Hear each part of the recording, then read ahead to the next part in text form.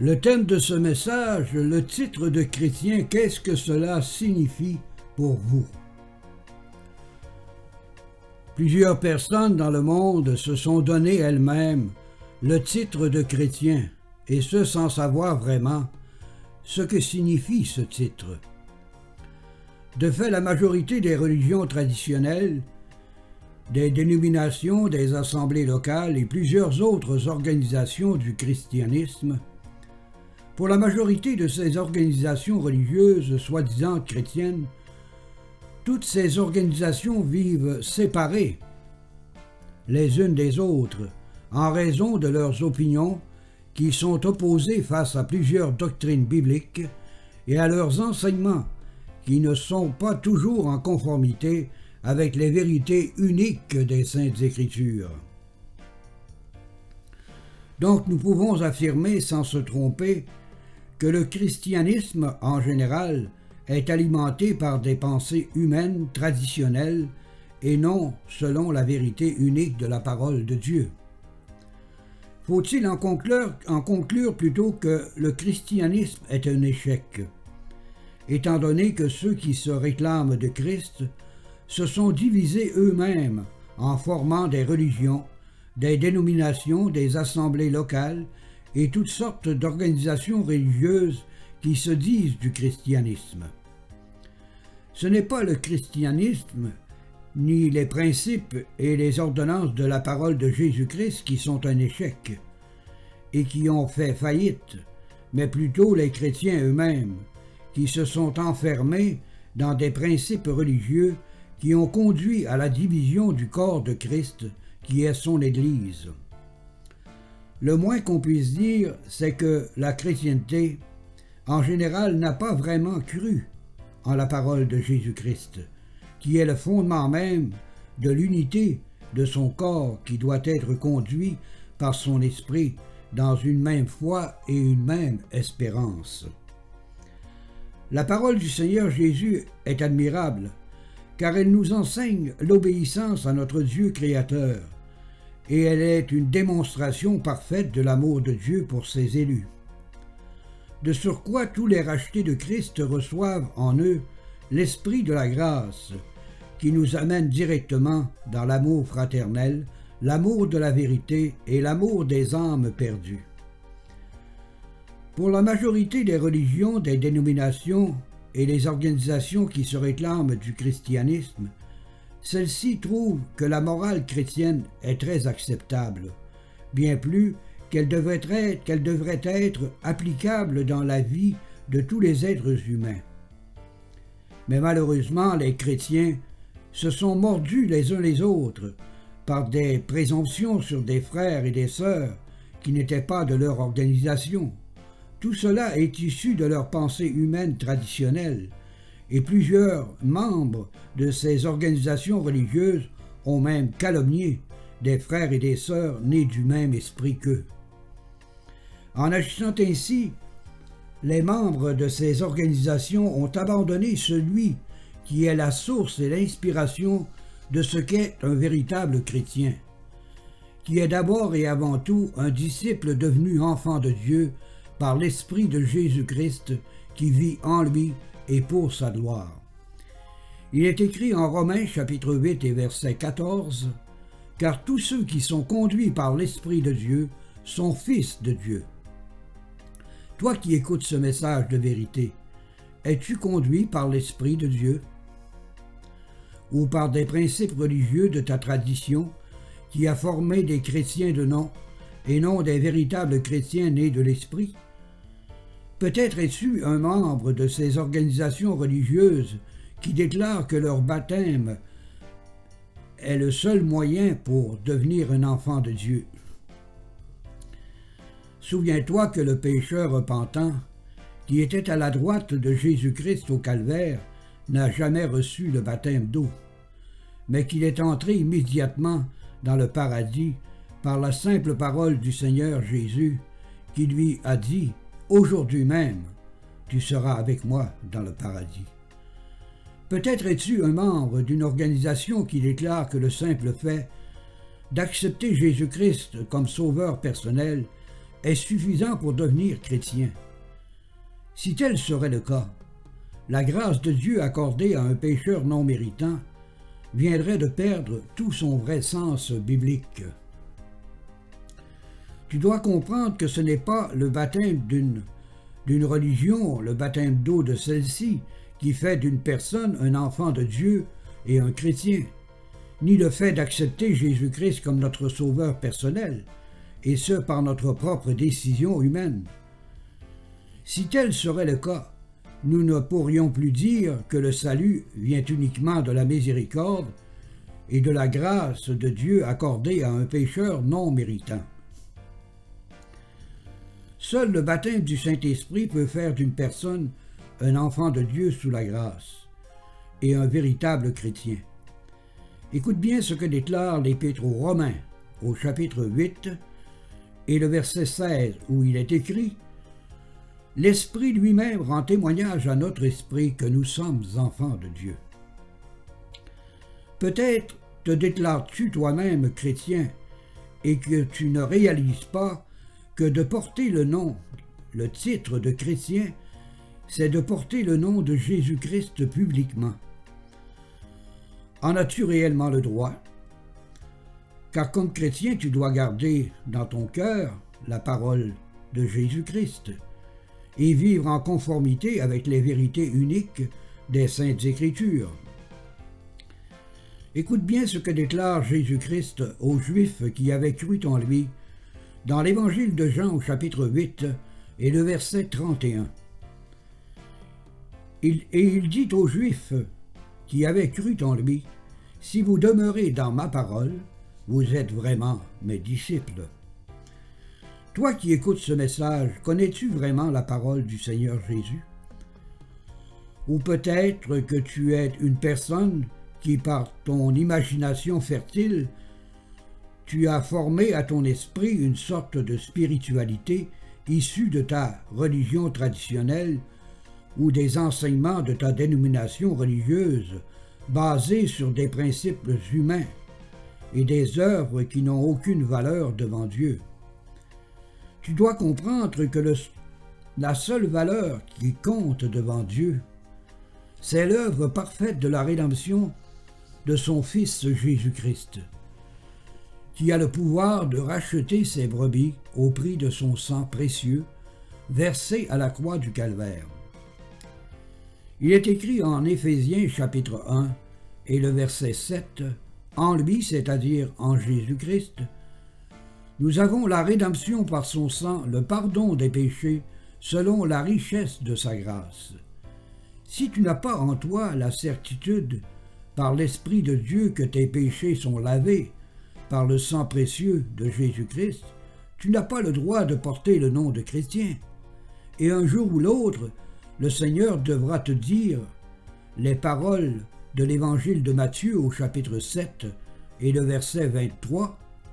« Alors je leur dirai ouvertement, je ne vous ai jamais connus, retirez-vous de moi, vous qui commettez l'iniquité. » Tu dois comprendre que pour être chrétien, il ne suffit pas de figurer sur le registre de baptême de ta religion traditionnelle ou d'être membre d'une dénomination ou d'une assemblée locale qui se réclame du christianisme. Ce ne sont pas ces registres qui seront consultés au jour du jugement dernier, lorsque Dieu fera comparaître devant lui tous les hommes impies qui ont refusé de croire dans un acte du cœur et de leur volonté à l'œuvre parfaite de la rédemption de son Fils, Jésus-Christ. Peut-être ne sais-tu pas ce que signifie le jugement de Dieu. Écoute bien les paroles du Seigneur Jésus. Dans l'Évangile de Jean au chapitre 3, et les versets 17 et 18, où il nous dit ce qu'est vraiment le jugement de Dieu. Dieu, en effet, n'a pas envoyé son Fils dans le monde pour qu'il juge le monde, mais pour que le monde soit sauvé par lui. Prenons le temps ensemble d'analyser ce verset. Ici, le Seigneur nous assure que le but de son passage parmi les hommes c'est de les sauver de la perdition éternelle, et ce, dès leur existence terrestre. Pourtant, la religion traditionnelle a enseigné à leurs adeptes qu'une personne saura seulement qu'après sa mort si elle ira au paradis. Bref, dans une telle situation, le Seigneur n'aurait pas la puissance par son esprit de révéler son salut à ses rachetés. Si une personne savait seulement qu'après sa mort qu'elle est sauvée, cela voudrait dire que le Christ est venu ici-bas absolument pour rien, et que sa mort expiatoire pour son racheté n'aurait aucune valeur devant Dieu.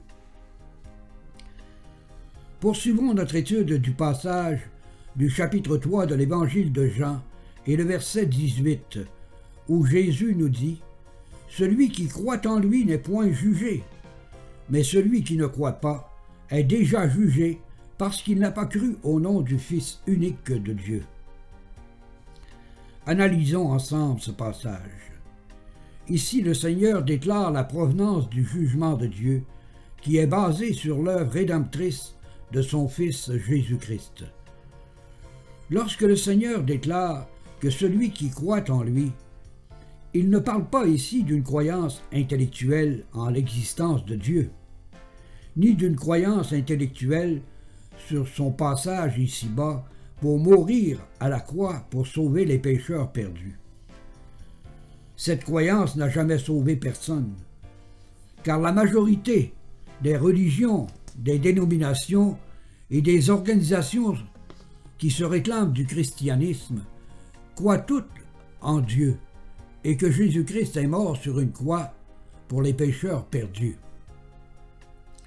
C'est par cette croyance intellectuelle que les membres de ces organisations religieuses se disent tous chrétiens, et ce sans avoir reçu à leur esprit le témoignage du Saint-Esprit, qui est le seul qui peut accorder le moyen de la foi véritable, qui révèle au racheté de Christ tout ce que Dieu lui a donné par sa grâce.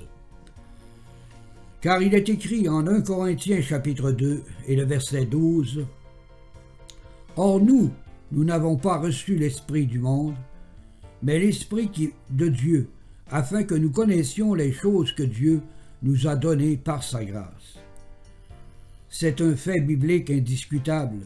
Celui qui est sauvé reçoit par la grâce de Dieu le moyen de la foi véritable.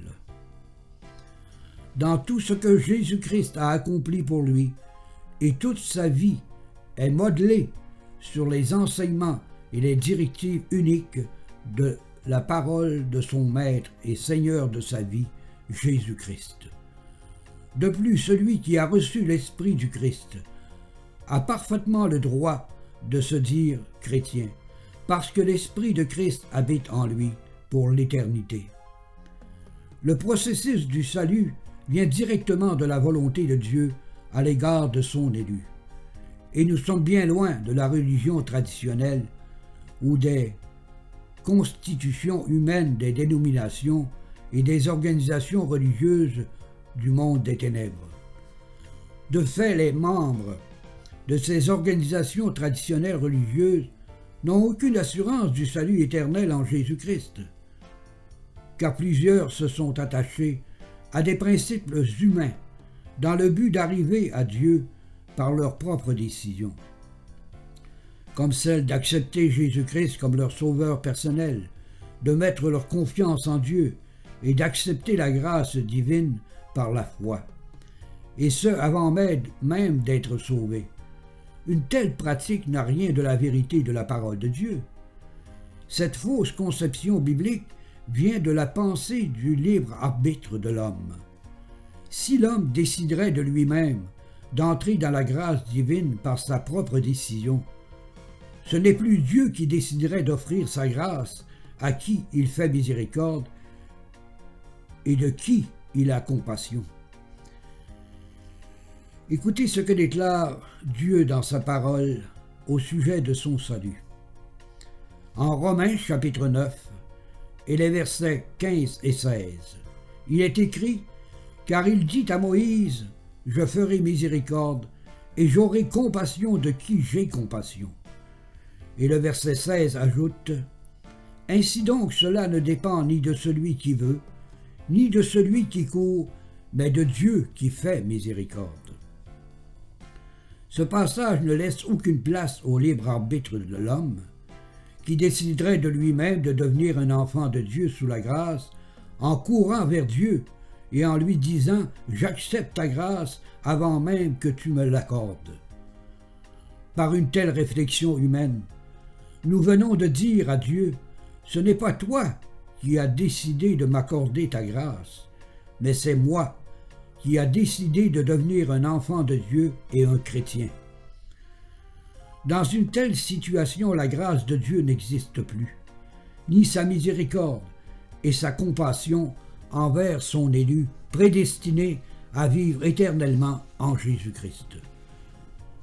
Le système d'évangélisation qui met l'accent sur le libre arbitre de l'homme, qui doit prendre la décision d'entrer de lui-même dans la grâce de Dieu, n'a aucune différence du système du baptême de la religion traditionnelle qui déclare faire des enfants de Dieu avec quelques gouttes d'eau versées sur le front d'un jeune bébé naissant. Ces deux systèmes ont une similitude en commun, car les deux découlent de la décision humaine et non de la compassion et de la miséricorde de Dieu accordée à un pécheur non méritant. Plusieurs personnes se déclarent chrétiennes par ces systèmes qui dénigrent carrément la grâce de Dieu. Personne ne peut, de lui-même, devenir un enfant de Dieu et chrétien sans l'appel de Dieu par son évangile et par l'opération du Saint-Esprit qui fait reconnaître au fond du cœur de son élu prédestiné la voix de son Maître et Seigneur de sa vie, Jésus-Christ. Écoutez les paroles du Seigneur Jésus dans l'Évangile de Jean au chapitre 10 et les versets 26 à 28, où il nous dit « Mais vous, vous ne croyez pas, parce que vous n'êtes pas de mes brebis. » Et le verset 27 ajoute « Mes brebis entendent ma voix, je les connais et elles me suivent. » Et le Seigneur ajoute au verset 28 « Je leur donne la vie éternelle et elles ne périront jamais, et personne ne les ravira de ma main. » Analysons attentivement ces versets. Nous constatons dans le verset 26 qu'il y a une catégorie de personnes qui ne sont pas des brebis de Christ. Il est évident que ces personnes ne seront jamais sauvées. Donc il est impossible pour ces personnes d'entrer dans la grâce divine par leur propre décision, en adhérant elles-mêmes à l'œuvre rédemptrice de Jésus-Christ, et ce parce que le salut s'obtient que par la volonté souveraine de Dieu. Bien souvent, des personnes se forment elles-mêmes un christianisme basé sur leur religion traditionnelle ou en adhérant à une dénomination ou une assemblée locale qui se disent chrétiennes. Ce n'est pas en adhérant à une religion, à une dénomination ou une assemblée qui peut nous permettre de prendre le titre de chrétien. De fait, c'est en recevant l'Esprit de Christ dans son cœur que son racheté reçoit la certitude et l'assurance d'être un enfant de Dieu et devenu un véritable chrétien. Écoutez le passage de l'Évangile de Jean, au chapitre 1, et les versets 12 et 13, où il est écrit « Mais à tous ceux qui croient en son nom, elle a donné le pouvoir de devenir enfants de Dieu, lesquels sont nés. » Et le verset 13 ajoute « Non du sang, ni de la volonté de la chair, ni de la volonté de l'homme, mais de Dieu. » Il est évident que la croyance qui sauve l'homme de la perdition éternelle vient uniquement de la volonté de Dieu, et ce en recevant en lui l'Esprit de la grâce. C'est le seul moyen qui lui permet de prendre le titre de chrétien. Regardons maintenant le verset 27 de l'Évangile de Jean, chapitre 10, où le Seigneur déclare que ses brebis entendent sa voix et qu'il les connaît et qu'elles le suivent. Toi qui écoutes ce message, es-tu l'une des brebis de Christ qui reconnaît la voix de son Maître et qui désire au fond de son cœur recevoir en toi son esprit de vérité? C'est le seul moyen pour toi de connaître ce que signifie être un véritable disciple du Christ, un enfant de Dieu, qui a le droit de prendre le titre de chrétien étant né de l'Esprit de la grâce. Poursuivons notre étude du chapitre 10 de l'Évangile de Jean et le verset 28, où le Seigneur nous dit « Je leur donne la vie éternelle, et elles ne périront jamais, et personne ne les ravira de ma main. » Toi qui écoutes ce message de vérité, as-tu en toi l'assurance de posséder la vie éternelle par l'Esprit de Jésus-Christ en toi? Et que cette vie te transportera pour l'éternité en présence de ton Dieu Sauveur, et ce parce que tu lui appartiens de droit. Lorsque tu es né en ce monde, il a fallu qu'à ta naissance, l'état civil enregistre ton prénom et ton nom de famille, et ce pour prouver ta filiation avec tes parents selon la chair. La Bible nous apprend que de la même manière, pour nous prévaloir du nom du Christ et du titre de chrétien, il nous faut entrer dans la famille de Dieu, par le témoignage du Saint-Esprit à notre propre esprit.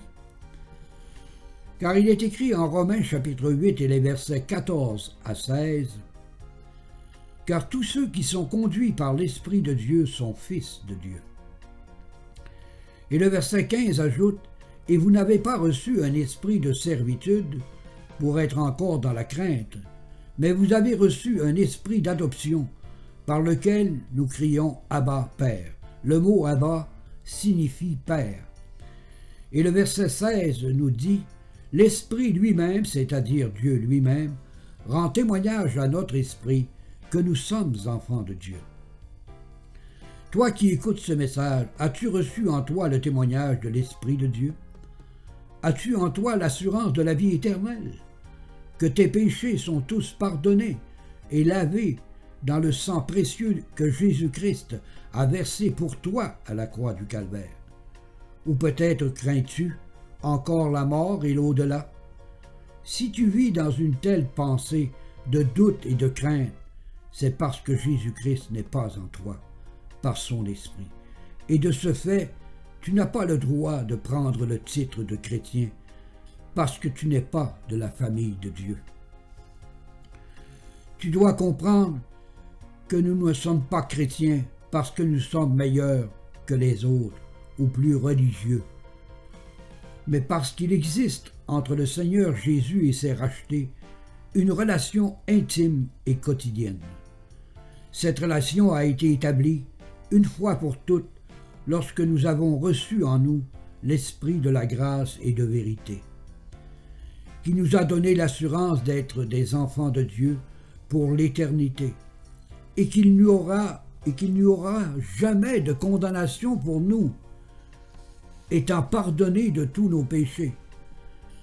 Car il est écrit en Romains chapitre 8 et le verset 1, « Il n'y a donc maintenant aucune condamnation pour ceux qui sont en Jésus-Christ. » Cette relation entre Dieu et ses élus est entretenue par le Saint-Esprit, et les véritables chrétiens sont gardés dans la paix et la joie du salut, qui puise sa force dans l'amour personnel de Jésus-Christ.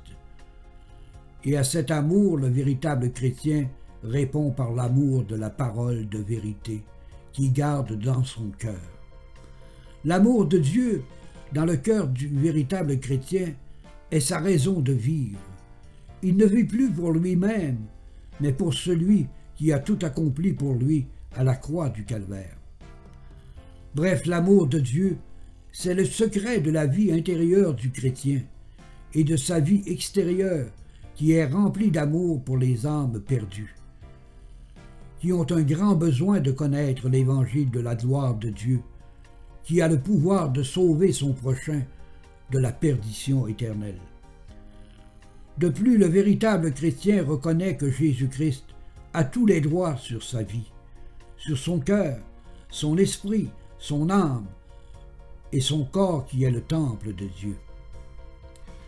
Car il est écrit en 1 Corinthiens chapitre 6 et les versets 19 et 20, « Ne savez-vous pas que votre corps est le temple du Saint-Esprit qui est en vous, et que vous ne vous appartenez point à vous-même. » Et le verset 20 ajoute, « Car vous avez été rachetés à un grand prix. Glorifiez donc Dieu dans votre corps et dans votre esprit qui appartiennent à Dieu. » Toi qui écoutes ce message, est-ce que tu as la certitude dans ton cœur que tout ton être appartient à Dieu et qu'il a tous les droits d'opérer en toi le vouloir et le faire selon son bon plaisir? Car il est écrit en Philippiens chapitre 2 et le verset 13, « Car c'est Dieu qui produit en vous le vouloir et le faire selon son bon plaisir. » Si tu as des doutes et de la crainte concernant ta position devant Dieu, et que la mort est toujours pour toi un sujet qui te dérange profondément, qui provoque en toi un malaise, une peur, une crainte, sachant qu'un jour ou l'autre, tu devras faire face à cet inconnu que tu ne peux pas éviter. Dans une telle situation, ce n'est certainement pas Dieu qui habite en toi, mais plutôt l'adversaire de Dieu, celui que la Bible appelle le malin, ou le diable, qui contrôle ta vie selon ses principes basés sur le mensonge et selon la vanité de ce monde de ténèbres. Car tout être humain qui n'a pas en lui l'esprit de Christ est sous la puissance du malin ou du diable.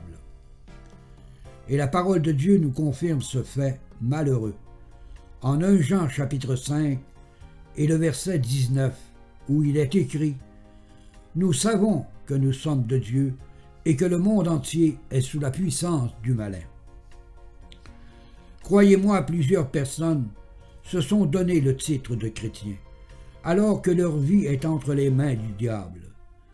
Cela est arrivé parce que les hommes se sont tournés vers les principes religieux de leur religion traditionnelle et vers des constitutions légalistes de certaines dénominations qui se sont égarées dans les œuvres humaines, dans le but de plaire à Dieu. Ces organisations religieuses ont abandonné l'idée de rechercher la sanctification par l'esprit et l'obéissance à la parole de Dieu. Le véritable chrétien a en lui et pour lui toutes les merveilles de la grâce sanctifiante, parce que Dieu, le Dieu véritable, habite en lui par son esprit de vérité. Car il est écrit en 1 Jean chapitre 5 et le verset 20, « Nous savons aussi que le Fils de Dieu est venu et qu'il nous a donné l'intelligence pour connaître le véritable. Et nous sommes dans le véritable en son Fils Jésus-Christ. C'est lui qui est le Dieu véritable et la vie éternelle. » Toi qui écoutes ce message de vérité, de quel côté places-tu ta vie présentement? Entre les mains du diable ou entre les mains de Dieu par son esprit? Toi seul peux répondre à cette question. Vous avez constaté par ce message que ce n'est pas tout le monde qui se réclame de Christ qui peuvent prendre le titre de chrétien, mais seulement ceux et celles qui vivent en Jésus-Christ, c'est-à-dire qui sont conduits par l'esprit de vérité et par les vérités uniques de la parole de vie. De fait, l'amour de Dieu consiste à garder sa parole au fond de notre cœur, et ceci a été confirmé par le Seigneur Jésus dans l'Évangile de Jean chapitre 14 et le verset 23, où il nous dit « Si quelqu'un m'aime, il gardera ma parole, et mon Père l'aimera, et nous viendrons à lui, et nous ferons notre demeure chez lui. » Vous savez, on définit toujours un homme par ce qu'il aime. Si un homme aime l'argent, on dira de lui qu'il est un avare ou un cupide. Si un homme aime le pouvoir et le contrôle, on dira de lui qu'il est un ambitieux et un orgueilleux. Mais si un homme aime Jésus-Christ, sa parole et le Saint-Esprit qui habite en lui, on dira de lui qu'il est un véritable chrétien. Il est écrit en 2 Corinthiens chapitre 5 et les versets 14 et 15 « Car l'amour de Christ nous presse, parce que nous estimons que si un seul est mort pour tous, tous donc sont morts. » Et le verset 15 ajoute « Et qu'il est mort pour tous, afin que ceux qui vivent ne vivent plus pour eux-mêmes, mais pour celui qui est mort et ressuscité pour eux. » Toi qui écoutes ce message, tu dois réaliser que le véritable chrétien a en lui l'Esprit de Dieu, qui lui confirme hors de tout doute que le Seigneur Jésus est mort pour ses propres péchés et qu'il est désormais justifié par son sang précieux. C'est par l'amour de Dieu dans son cœur que le véritable chrétien ne vit plus pour lui-même, mais pour la gloire de celui qui a tout accompli pour lui. Après avoir écouté ce message, comprends-tu mieux maintenant ce que signifie être chrétien? Ce n'est pas seulement un bel idéal religieux à atteindre par les œuvres humaines, et ce dans le but de plaire à Dieu et d'avoir son approbation après notre mort physique. Le véritable chrétien vit en présence de l'Esprit de son Dieu Sauveur, et sa grâce le comble de toutes sortes de bénédictions. Et ces bénédictions sont merveilleuses, car elles renferment en elles-mêmes la cause la plus noble que l'être humain puisse vivre en ce monde, celle de la certitude de l'éternité par l'œuvre grandiose de celui qui a tout accompli pour ses rachetés, notre Seigneur Jésus-Christ. Amen.